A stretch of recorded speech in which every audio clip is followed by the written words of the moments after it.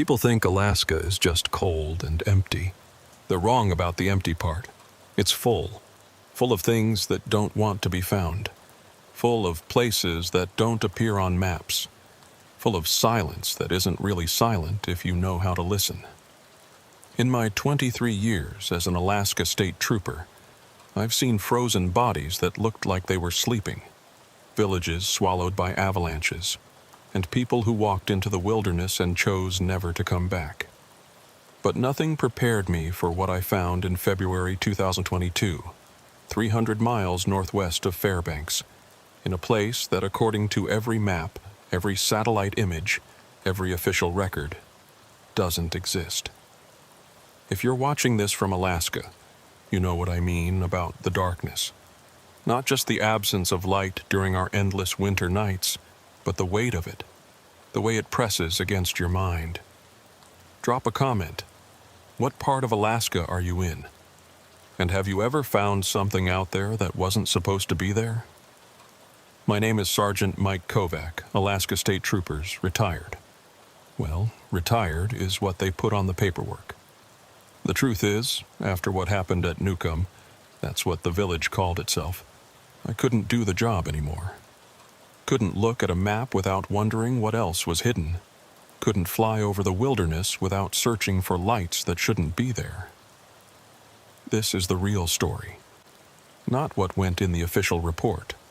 Not the sanitized version the state wants you to believe. This is what actually happened when I found a village of 147 people who, according to every government record, died in 1953. February in Alaska is a special kind of hell. It's not just the cold, though at 40 below, the air hurts to breathe and exposed skin can freeze in minutes. It's the darkness.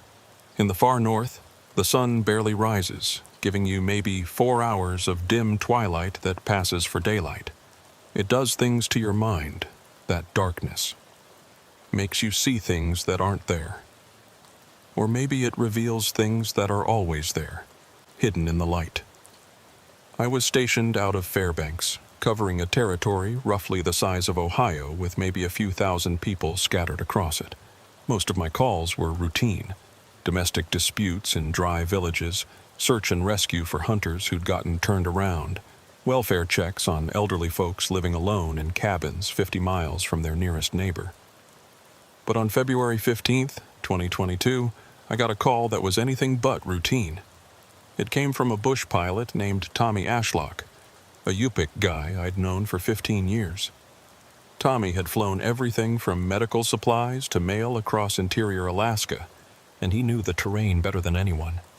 He wasn't the type to spook easily, but when his voice came through the radio that morning, he sounded genuinely rattled. "Mike, I need you to come out to Bettles. Got something you need to see," he said, the static making his words crackle. "What kind of something, Tommy?" I asked, already reaching for my gear. Bettles was a tiny town about 180 miles northwest of Fairbanks, mostly used as a jumping-off point for the gates of the Arctic National Park. "I found a village," he said after a pause. "A village that ain't supposed to be there." In Alaska, finding unexpected settlements wasn't entirely unusual. Native families sometimes established fishing or hunting camps that weren't on official maps, and occasionally you'd find hermits who'd built cabins in the middle of nowhere. But the way Tommy said it made me pay attention. "What do you mean, not supposed to be there?" "Mike, I've been flying this route for 20 years. This village, it's like it appeared overnight. And there's something else." His voice dropped lower. "The people there, they're all wearing clothes from the 1950s, and they acted like they'd never seen an airplane before." I took the state patrol plane out to Bettles that afternoon, fighting crosswinds and ice the whole way. The Cessna 185 was reliable but basic, and in February weather, every flight felt like a gamble. Tommy was waiting for me at the tiny airstrip, standing next to his own plane, a beat-up de Havilland Beaver that had seen better decades. Tommy was in his 50s, with the weathered face of someone who'd spent most of his life outdoors. He didn't waste time on pleasantries. "It's about 60 miles northwest," he said, spreading out a topographical map on the wing of his plane. "Right here, in this valley." He pointed to a spot between two ridges. I looked at the map. It showed nothing but wilderness. No villages, no structures, not even old mining claims. "You sure about the location?" "I've got GPS coordinates," he said, pulling out his phone. "But Mike, here's the weird thing. When I tried to mark it on my GPS, it wouldn't save. Like the device couldn't accept that location exists." We took Tommy's plane, as he knew exactly where we were going. The flight was rough, with winds that threatened to slam us into the mountains more than once. The landscape below was an endless white expanse, broken only by black spruce forests and the occasional frozen river. As we flew, Tommy filled me in on the details. "I was flying supplies to a research station when the weather forced me to detour," he explained, raising his voice over the engine noise. "I saw smoke from chimneys, which caught my attention because there's nothing out here. So I circled lower to check it out. And it's a full village, Mike. Maybe 30, 40 buildings. Wooden structures. Looks like 1940s, 1950s construction. People walking around, kids playing. But here's the thing. When I circled back for another look, they were all standing in the middle of the village, just staring up at me. Every single one of them. Just standing there, watching." After 40 minutes of flying, Tommy started descending. "There," he said, pointing ahead. I looked where he was pointing and felt my stomach drop. Nestled in a valley between two ridges was indeed a village. Smoke rose from chimneys. Paths were worn in the snow between buildings, and I could see people moving around. It looked completely normal, except for one thing. It absolutely should not have existed. I'd studied maps of this area extensively as part of my job. This valley was supposed to be empty wilderness, had been empty for as long as records existed. The nearest known settlement was over 100 miles away. We circled the village once, and just as Tommy had described, people emerged from buildings and stood in the open, all facing up, all watching our plane. There must have been over 100 of them, dressed in heavy coats and furs that looked handmade. Even from the air, something felt off about how still they stood, how synchronized their movements were. "Where the hell do we land?" I asked. "There's a flat area about a mile south," Tommy said. "Looks like a frozen lake. Should hold the plane." The landing was rough but manageable. We suited up in our Arctic gear. At 40 below, you don't take chances, and began the trek toward the village. The sun was already setting, even though it was only 2 p.m., casting long shadows across the snow. Our breath came out in clouds that instantly crystallized in the air. As we approached the edge of the village, a group of men came out to meet us. They were dressed in parkas made of caribou hide, with fur-lined hoods and sealskin boots. Traditional clothing, but the style was decades old. The man in front appeared to be in his 60s, with deep-set eyes and a face marked by years of Arctic winters. "Hello," I called out in English, then repeated it in what little Inupiaq I knew. "I'm Sergeant Kovac with the Alaska State Troopers. This is Tommy Ashlock." The man studied us for a long moment before responding in accented English. "I am Joseph Newcomb. I speak for this village. Why have you come?" It was an odd way to phrase it, formal and stilted. But what struck me more was his accent.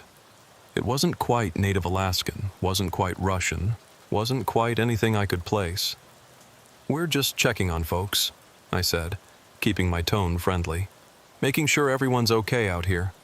We didn't know there was a village in this valley." Joseph's expression didn't change. "We have been here for a long time. We trouble no one. We wish no trouble." "How long have you been here?" I asked. "Since the beginning," he said simply. I tried a different approach. "Is this village registered with the state? Do you receive supplies, medical services?" "We need nothing from outside," Joseph said. We have what we need." Behind him, more villagers had gathered. Men, women, children, all dressed in similar traditional clothing, all watching us with the same blank expression.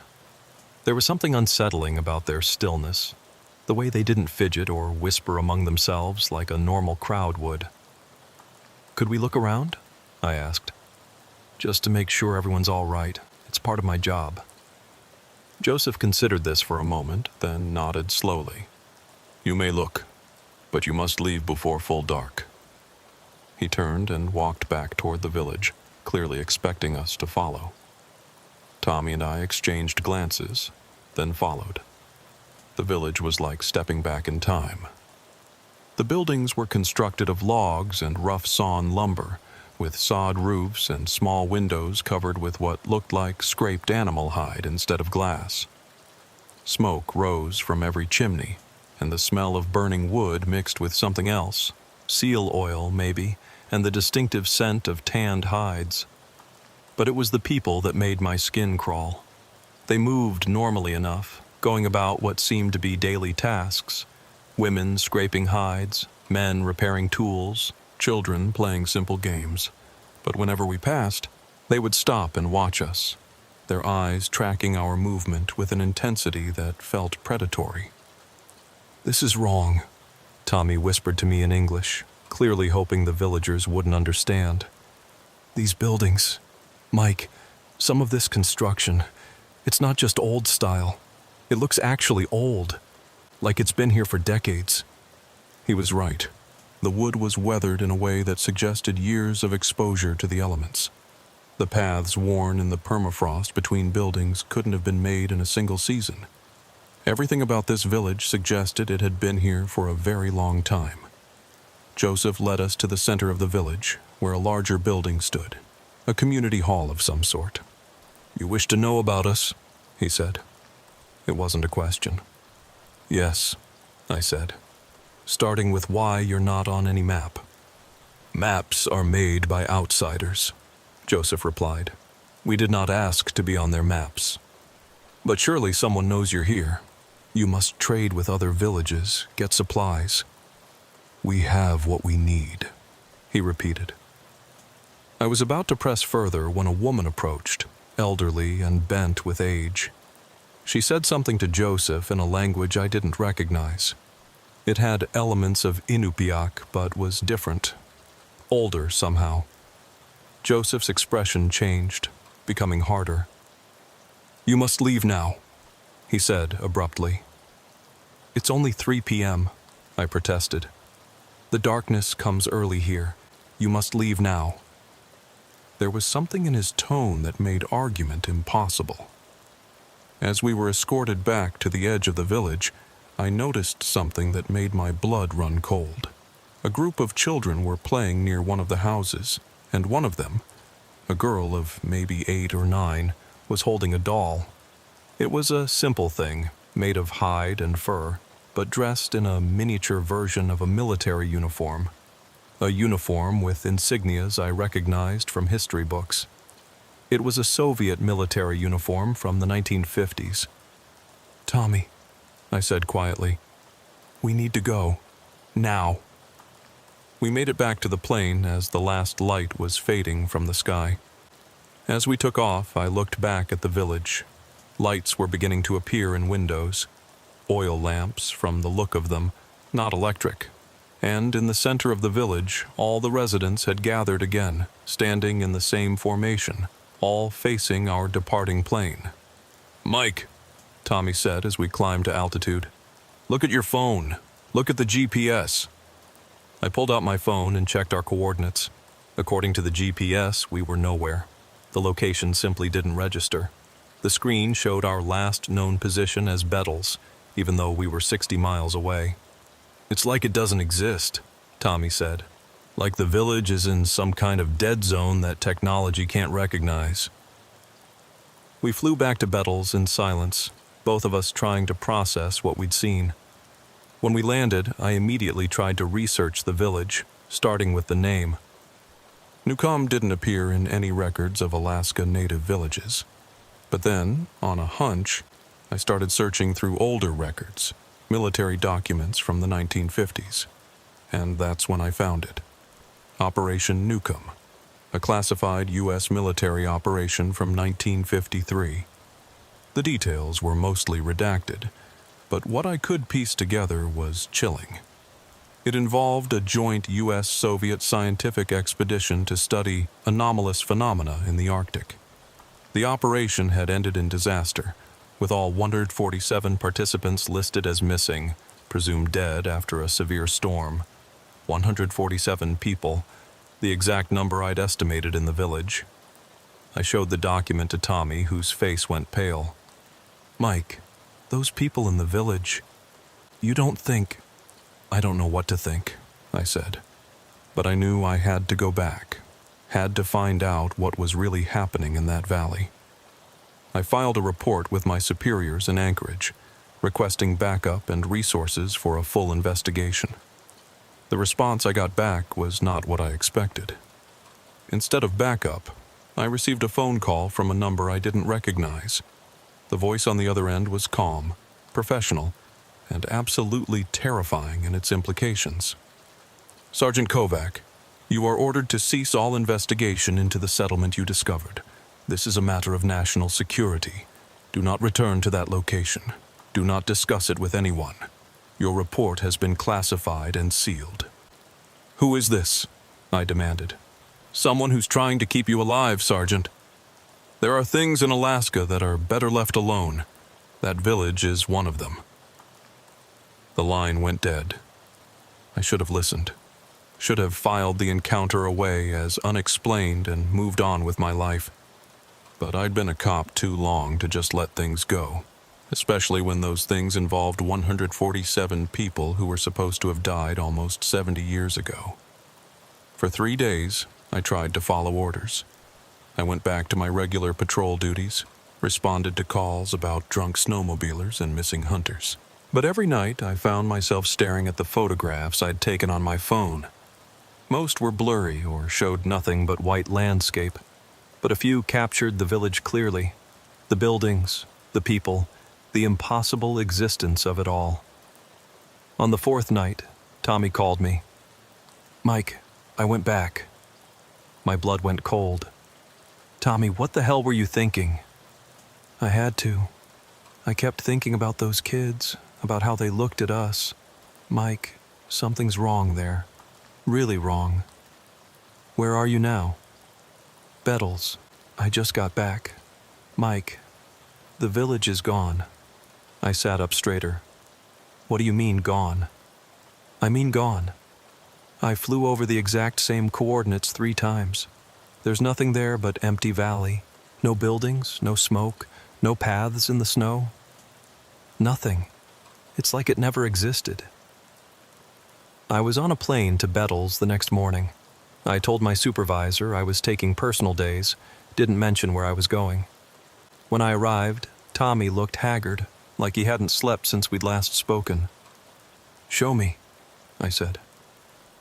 We took his plane again, flying the same route. My GPS still showed nothing, but Tommy knew the way by landmarks. A distinctive ridge here, a frozen river bend there. When we reached the valley, my heart sank. Tommy was right. The valley was empty. Pristine snow covered everything, unbroken by any sign of human habitation. No buildings, no smoke, no trails. Even the spot where we'd landed on the frozen lake showed no sign of our previous visit. "This is impossible," I said. "There were over 100 people here 4 days ago." "I know what we saw," Tommy said grimly. "But look at this." He banked the plane for another pass, and that's when I saw it. In the snow, barely visible from the air, was a pattern. It looked like a massive circle, maybe 300 feet across, with geometric designs inside it. The pattern was subtle, just variations in how the snow had settled, but once you saw it, you couldn't unsee it. "Land," I told Tommy. "Same spot as before." The frozen lake was solid beneath our skis. We geared up and hiked to where the village should have been. The snow was deep, undisturbed, but as we walked, I noticed something odd. My compass was spinning slowly, unable to find north. Tommy's was doing the same thing. When we reached the center of where the village should have been, I knelt and dug through the snow. About 3 feet down, my gloved hand hit something hard. I cleared more snow away, revealing wood. Old, weathered wood. The top of what looked like a roof beam. "It's below," Tommy said, understanding immediately.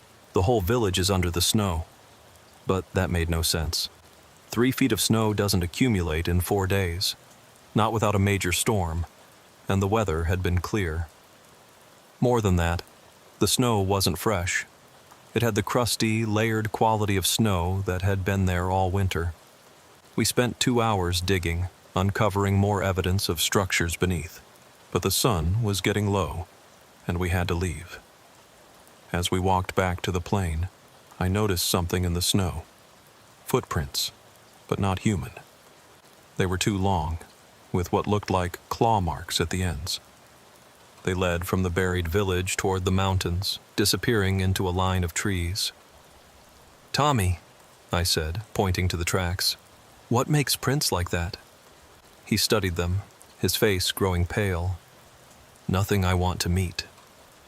That night, back in Bettles, I made a decision that would change everything. I was going to find out what happened to Operation Newcomb, classified or not. I had a contact in Anchorage, a former military intelligence officer named Sarah Chen, who now worked as a civilian contractor. If anyone could get me information, it would be her. Sarah met me at a coffee shop in downtown Anchorage 2 days later. She was in her 40s, Asian American, with the kind of alertness that came from years of dealing with secrets. "Mike, what you're asking about is beyond classified," she said quietly, glancing around the nearly empty shop. "It's in the black files, the kind of thing that doesn't officially exist." "But you found something." She slid a thumb drive across the table. "I shouldn't be giving you this. If anyone finds out..." "They won't." Operation Newcomb was a joint operation like you found. But it wasn't just US and Soviet. There were scientists from Canada, Norway, even some Japanese researchers. They were investigating something called the Alaskan anomaly. What kind of anomaly? The files are vague, but from what I could piece together, it was some kind of temporal or dimensional irregularity, a place where the normal rules didn't apply. The expedition was supposed to study it, figure out if it could be weaponized. And on November 15th, 1953, they made contact with something. The last communication said they'd found inhabitants and were attempting to establish relations. Then nothing. Search parties found no trace of the expedition, the equipment, nothing. Just empty wilderness. I thought about the Soviet uniform on the child's doll, about Joseph saying they'd been there since the beginning. "Sarah, what if they're still alive? What if the expedition never left?" She shook her head. "Mike, that was almost 70 years ago. Even if they survived whatever happened, they'd be ancient by now. The youngest members would be in their 90s. But I thought about the children I'd seen playing in the village, children who couldn't have been more than 10 years old. "There's more," Sarah said reluctantly. "The files mention other incidents. Teams sent to investigate over the years who came back wrong." "Wrong how?" "Changed. Some went insane, talking about a village that moved through time, about people who weren't really people anymore. Others just disappeared entirely. The military finally declared the area off-limits in 1978. As far as I can tell, no official expedition has gone there since. Until I stumbled onto it. Mike, you need to leave this alone. Whatever's happening up there, it's beyond our understanding. The people who dig too deep into this don't come back, or they come back broken. But I couldn't leave it alone.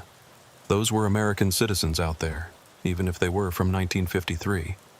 They needed help, or at least someone needed to understand what had happened to them. I thanked Sarah and left, my mind already planning my next move. I went back to Bettles the next day, but Tommy refused to fly me out again. "I'm done, Mike," he said. I've been having dreams. Dreams about the village, about the people there. They're calling me back, and I'm scared if I go, I won't leave. So I hired another pilot, a young guy named Brett who didn't ask questions as long as the money was good. I told him I was doing geological surveys, had him drop me off at the frozen lake with camping gear and a satellite phone. I'll be back in 3 days, I told him. If I don't call by then, send help.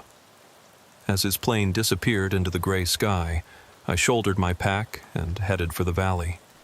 The buried village was as I'd left it, but this time I'd come prepared. I had a ground-penetrating radar unit borrowed from a friend who did archaeological work. I spent the first day mapping what was beneath the snow.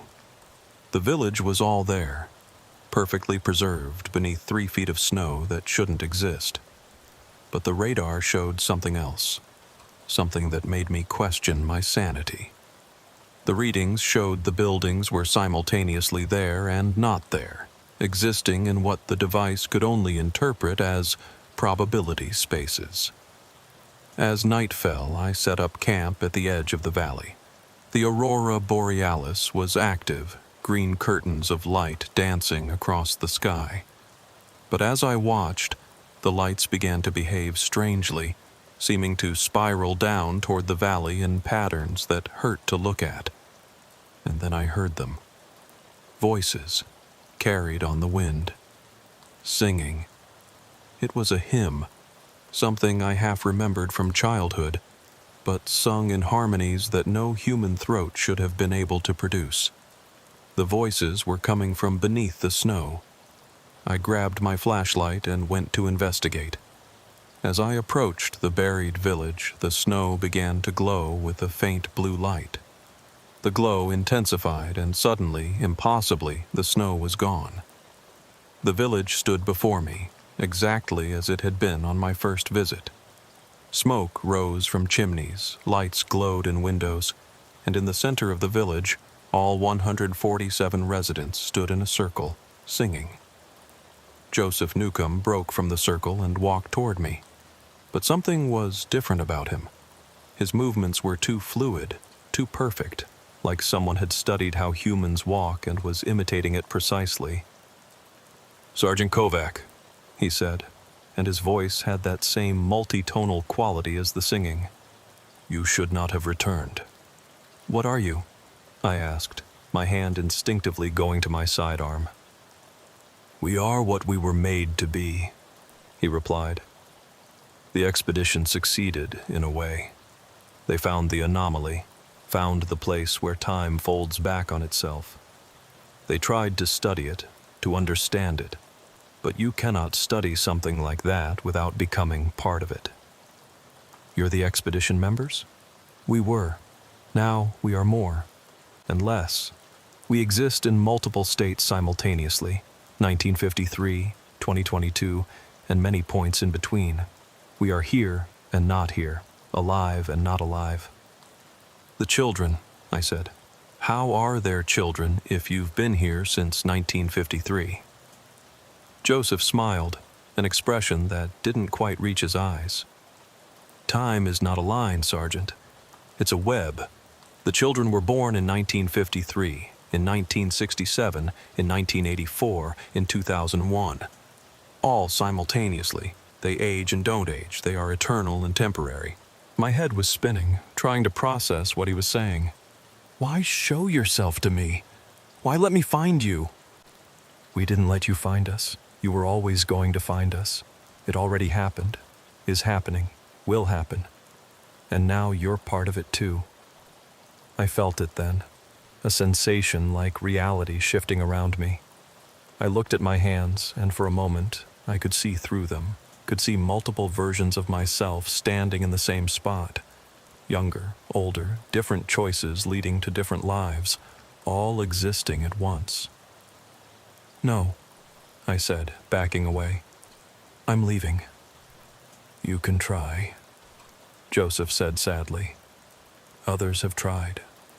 But once you've seen the truth of time, you can't unsee it.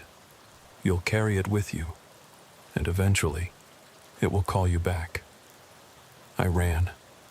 ran back to my camp, packed frantically, and called Brett on the satellite phone. "Emergency extraction," I said. "Now." While I waited for the plane, I looked back at the valley. The village was gone again, buried under snow that had no right to be there. But I could still hear the singing, faint but persistent, carried on the wind. Brett picked me up 3 hours later. As we flew away, I looked back one more time. The valley was empty, but in the pattern of the snow, I could see faces. 147 faces, looking up at the sky, watching me leave, or watching me arrive, or both, or neither. Time isn't a line. The dreams started the night I got back to Fairbanks. In them, I was in the village, but it wasn't 2022. It was 1953, and I was wearing a military uniform, taking notes as Soviet and American scientists set up equipment I didn't recognize. Then it would shift, and it was 1978, and I was part of a military team sent to investigate, finding the village empty but somehow still inhabited. Then 2022 again. But this time I lived there, had always lived there, was married to a woman whose face kept changing every time I looked at her. I'd wake up gasping, my apartment feeling foreign and wrong, like I didn't belong there. Like I belonged in the village that existed in all times and no time at once. For 2 weeks I tried to return to normal duty, but normal had become a relative concept. I'd be writing a report and suddenly see the words changing on the page, showing reports I hadn't written yet, or had written years ago in a life I hadn't lived. I'd look at suspects and see multiple versions of them, who they were, who they could have been, who they would become. My supervisor, Captain Diana Reeves, called me into her office on March 3rd. "Mike, what the hell is going on with you?" she asked, not unkindly. Diana was tough but fair, a 25-year veteran who'd seen her share of weird Alaska cases. "Your reports are getting stranger. Yesterday you filed a missing person report for someone who doesn't exist." I looked at the file she pushed across the desk. It was indeed a missing person report, filled out in my handwriting for someone named David Chen. But I had no memory of writing it. I started, then stopped. How could I explain that David Chen did exist, just not in this timeline? That I'd met him in the village in a timeline where he'd been part of a 1987 expedition that had also been absorbed? "You're taking leave," Diana said firmly. 2 weeks, minimum. Get your head straight, Mike. See a counselor if you need to, but figure this out, because I can't have you in the field like this. I agreed, knowing it wouldn't help. You can't counsel away the knowledge that reality isn't what you thought it was. But the leave gave me time to do what I needed to do. Research. I dove into every record I could find about temporal anomalies, dimensional rifts, places where reality got thin. Most of it was crackpot conspiracy theories, but buried in the noise were patterns. Reports from around the world of villages that appeared and disappeared, of expeditions that found impossible things and came back changed or didn't come back at all. And there were others like me. People who'd encountered these anomalies and lived to tell about it, though lived was a relative term. I found a support group online, hidden in the deep corners of the internet, where people shared their experiences with what they called temporal contamination. One member, username Chronosurvivor, sent me a private message. "Alaska, right? The village that exists in all times? You've been there." We arranged to talk on an encrypted line. Chronosurvivor turned out to be Dr. Marcus Webb, a physicist who'd been part of a 1995 expedition to study the anomaly. "You're experiencing temporal fragmentation," he explained. "Your consciousness has been exposed to non-linear time. Part of you exists in multiple timelines now. It's going to get worse before it gets better." How do I stop it? You don't. You can't unknow what you know, but you can learn to manage it, to observe the other timelines without getting lost in them. Think of it like like looking at a photo album instead of living in the photos. The village, I said. What is it really? Marcus was quiet for a moment. Best theory? It's a point where our dimension intersects with others. The expedition in 1953 didn't just find the anomaly, they became part of it. They exist in a superposition of states, all possibilities simultaneously true, and anyone who interacts with them risks the same fate. Can they be saved? Saved from what? From their perspective, they're not trapped. They're expanded. They experience all of time at once. Past, present, future. It's all now to them. The question isn't, can they be saved, but would they want to be? I thought about Joseph Newcomb's sad smile when he'd told me I couldn't leave it behind. Had he been trying to warn me or welcome me? That night, the dreams were different. I was in the village again, but this time I was aware it was a dream. I found Joseph in the community hall, but he looked different. Younger, older, both neither. "You're beginning to understand," he said, his voice echoing with possibilities. "I'm losing my mind," I replied. "No, you're expanding it. Most humans can only perceive time linearly, like watching a movie frame by frame. But you've seen behind the screen. You know all the frames exist simultaneously." "I don't want this." Neither did we at first. The expedition came here to study the anomaly, to harness it. We thought we could control it, use it. But you can't control something that exists outside of causality. It changed us, made us part of itself. "Are you really Joseph Newcomb? Or are you something else using his appearance?" He smiled, that same sad expression. "I am Joseph Newcomb. I am also Dr. Yuri Volkov from the Soviet team. I am Lieutenant James Mitchell from the U.S. military escort. I am all of them and none of them.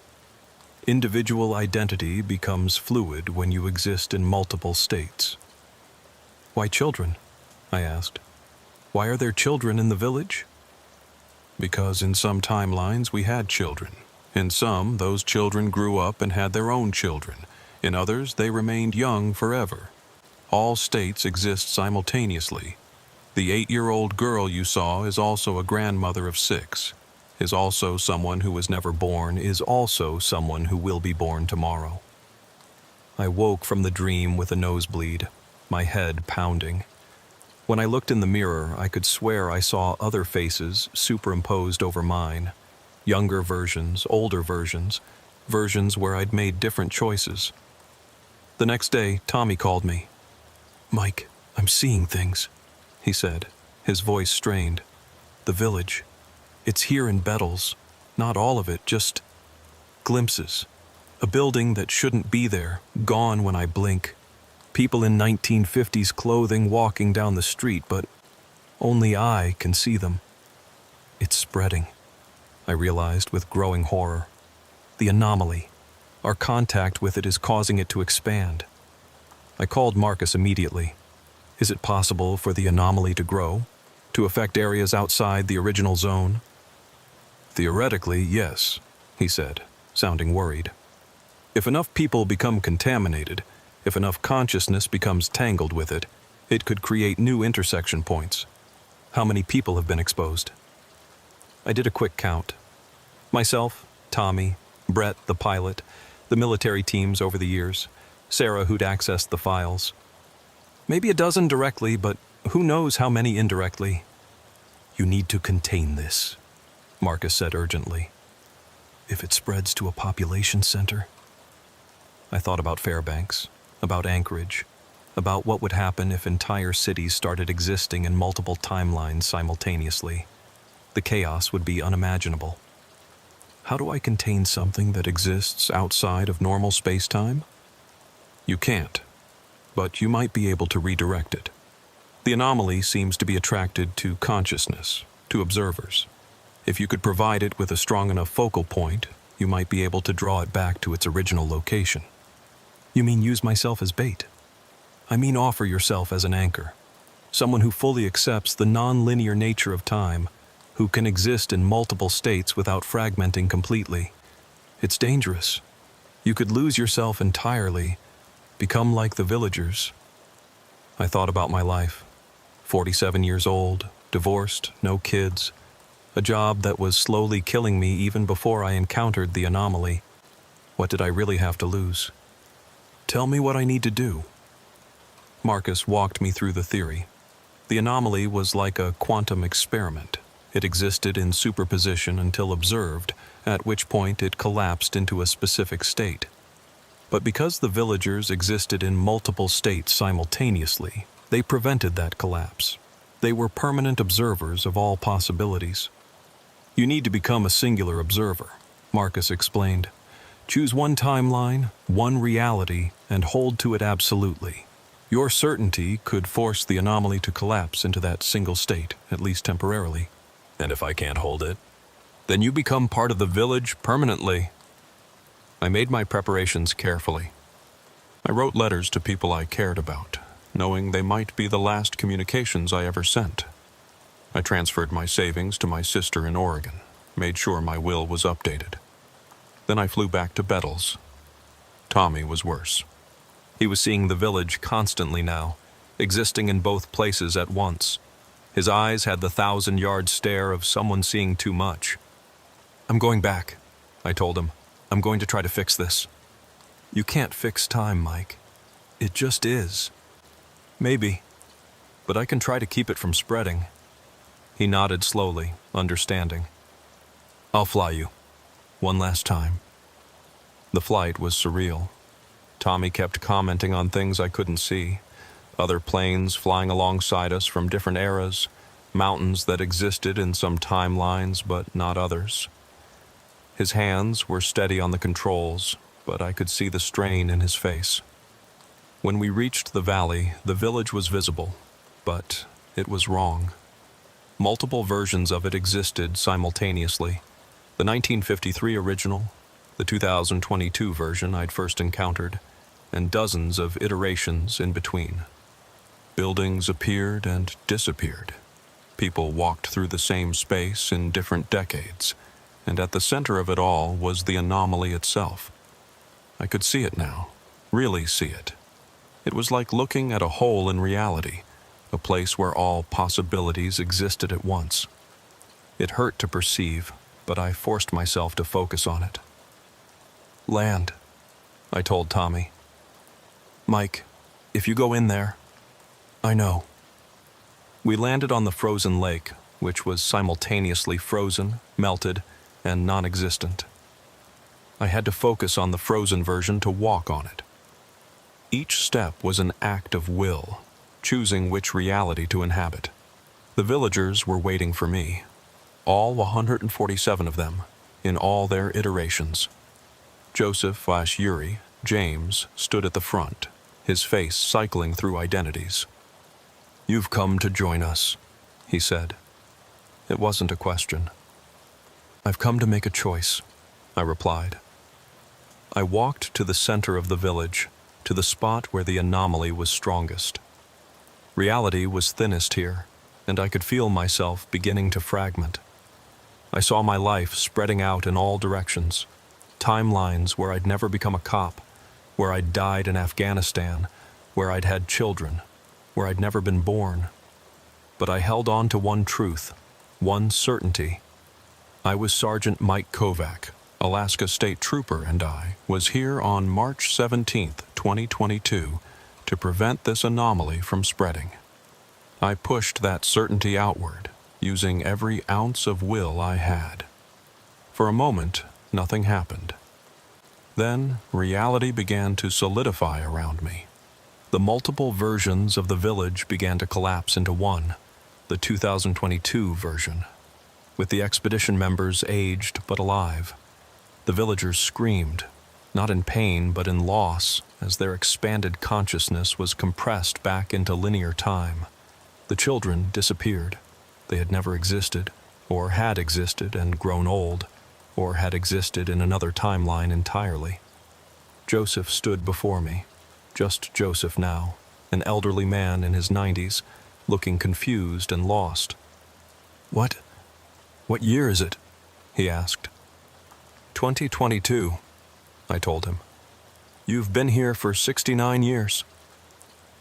The anomaly was still there, I could feel it, but it was contained, locked into a single timeline by my observation, by my choice, but I could also feel the cost.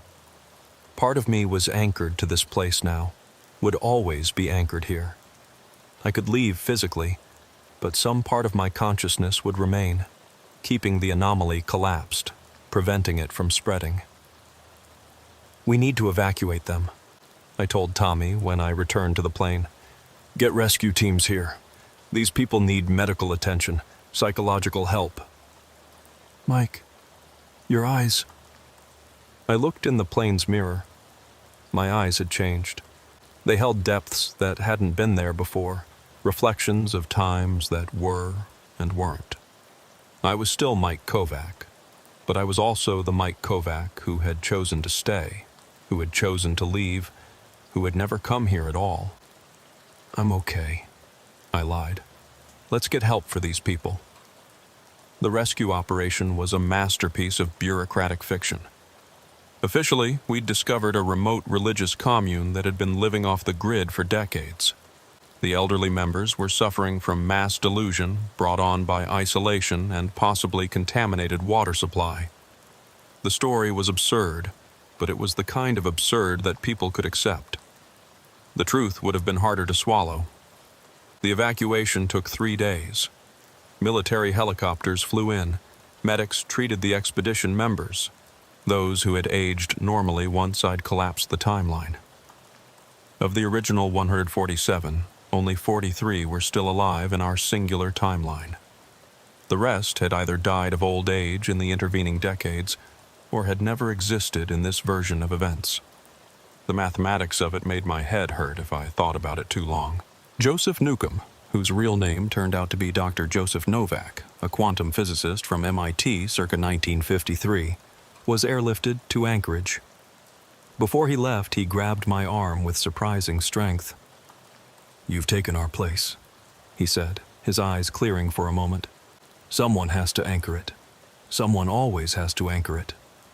"I know," I replied. "It will call others.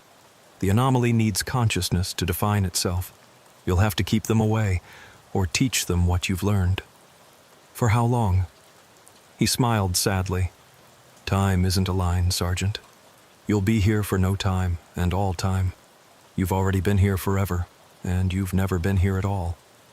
The words should have been nonsense, but I understood them perfectly. The military sealed off the valley after the evacuation. Officially, it was due to environmental contamination. Unofficially, several federal agencies whose names were just acronyms I didn't recognize set up a permanent monitoring station.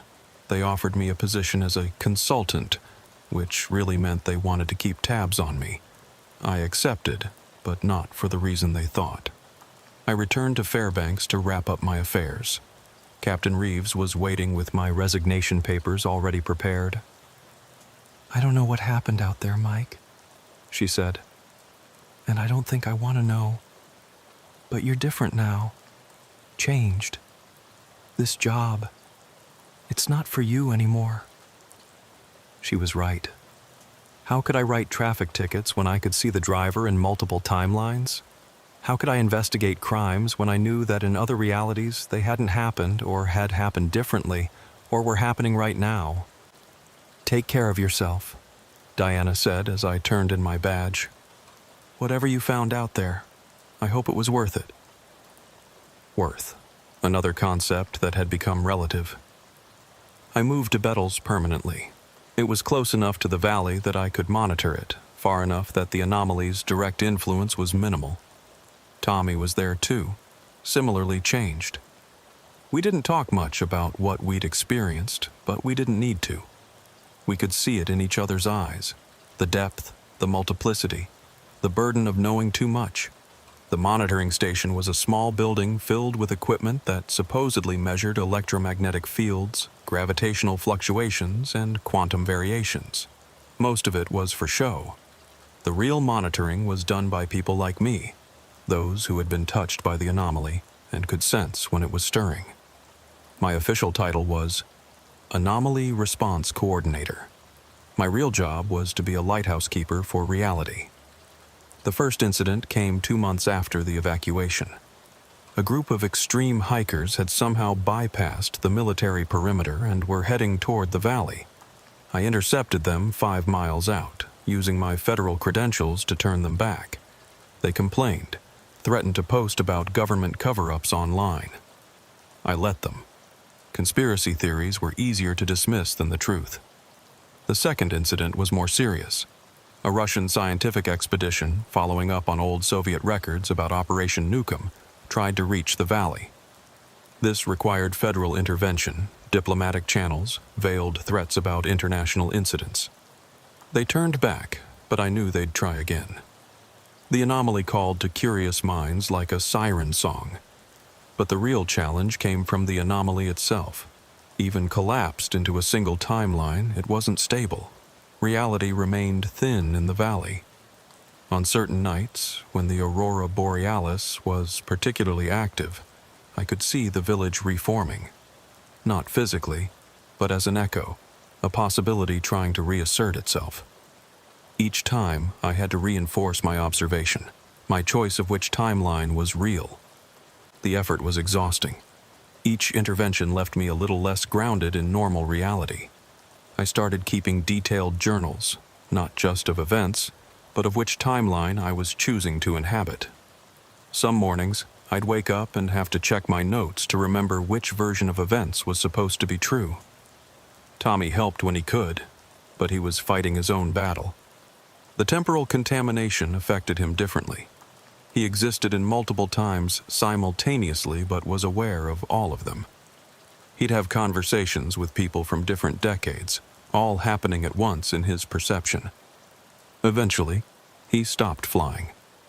The risk of him getting temporally confused while piloting was too great. We weren't alone in our vigil. Dr. Marcus Webb visited every few months, bringing supplies and news from the outside world.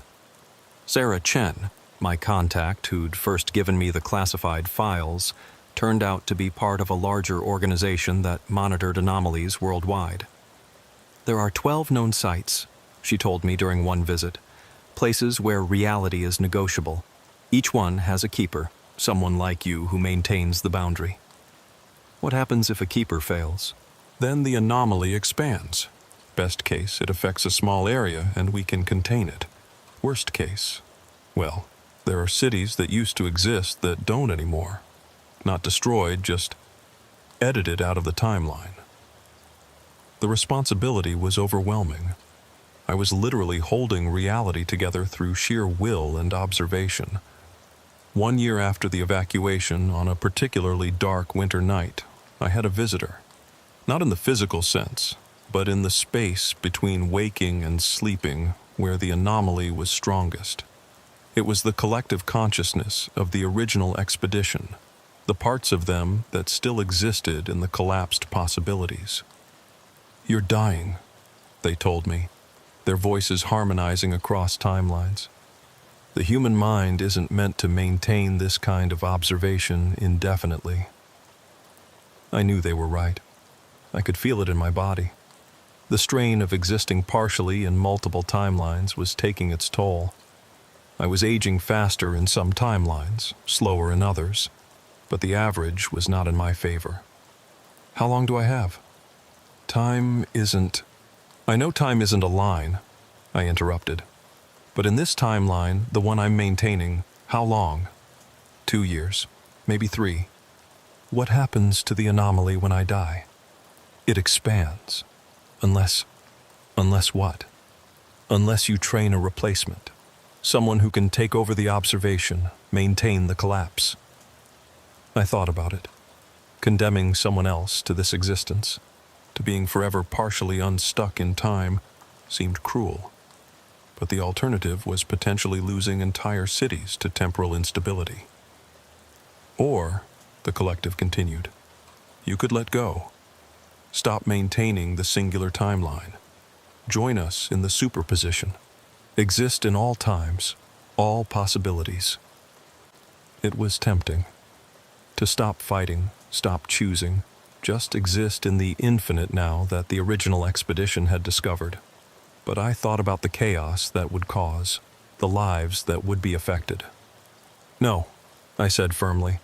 "I'll find another way."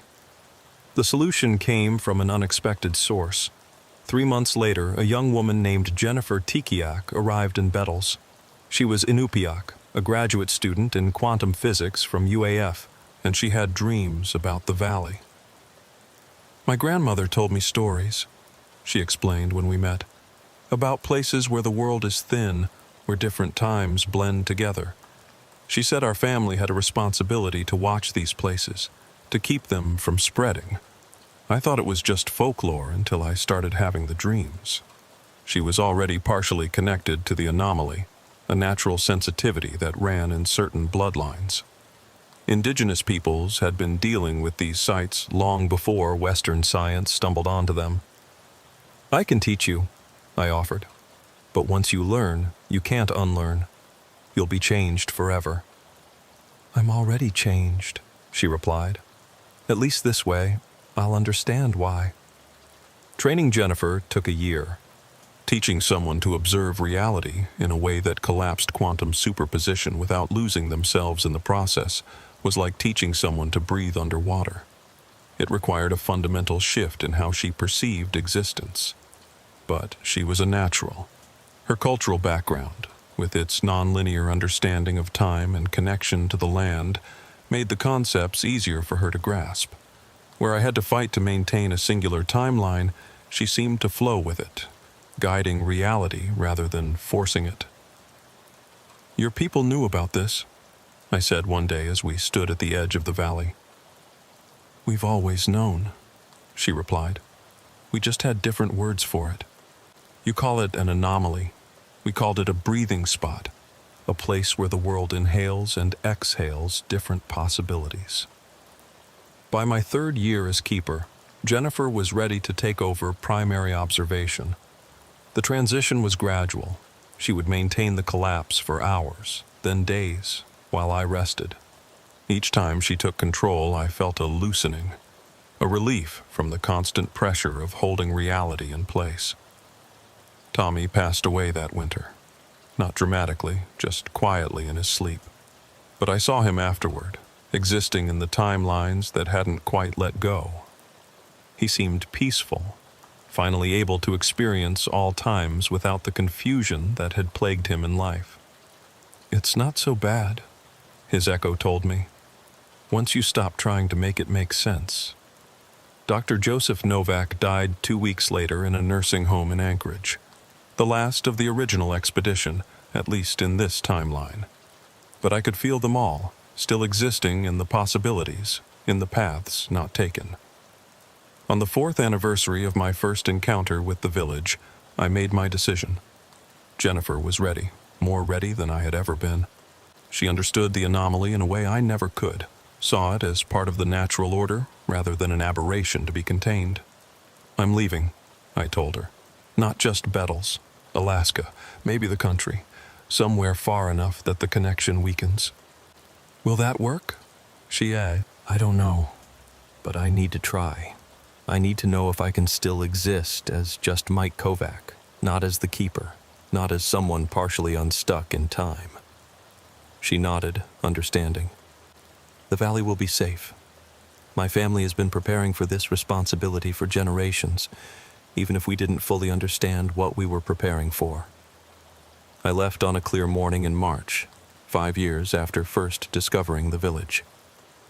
As the plane lifted off from Bettles, I looked back at the mountains that hid the valley. For a moment, I saw it all. Every timeline, every possibility. The village that existed and didn't exist. The expedition that was still there and had never been there at all.